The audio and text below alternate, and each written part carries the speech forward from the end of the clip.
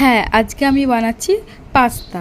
আর আমার fast food বানাতে খুবই ভালো লাগে, কিন্তু এমন এমন মানুষ আছে যারা আমাকে রান্না করতে বলবে, ফাস্ট ফুড বানাতে বলবে, তারা খেয়ে আবার আমার নামে বদনাম করবে, কিন্তু এদিকে আমাকে চেয়ে চেয়ে চেয়ে চেয়ে খাবার নেবে।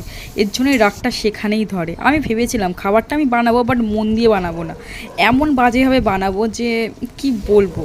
কিন্তু পরে ভাবলাম যে আমার ফেভারিট জিনিস আমি ভালো করেই বানাবো, যদি কেউ খেয়ে আমাকে অপমান করে তো আমারই খারাপ লাগবে। কিন্তু তাও আমি ভেবেছিলাম আমি অনেক লঙ্কা দেবো, কিন্তু সবার লঙ্কা দিতে পারলাম না, এইটুকুনি লঙ্কা দিলাম, বাদ বাকি আমি রেখে দিয়েছি।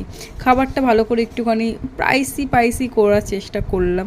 আমি এরকমই করি যাতে সবার ভালো লাগুক, মানে সব কিছু যাতে সেম থাকুক। আমার ভালো লাগে রান্না ভালোভাবে করতে, কেউ যদি রান্নার মধ্যে উল্টাপাল্টা কিছু করে আমার একদম ভালো লাগে না। ভেবেছিলাম এমন লঙ্কা দেবো যে সবার পিছুয়াড়া লাল করে দেবো, কিন্তু কি করবো, লাস্টে আমার দ্বারা ভালোই রান্না হলো। আমার রান্না তো আমি আর বাজে করতে পারি না, যাই হোক।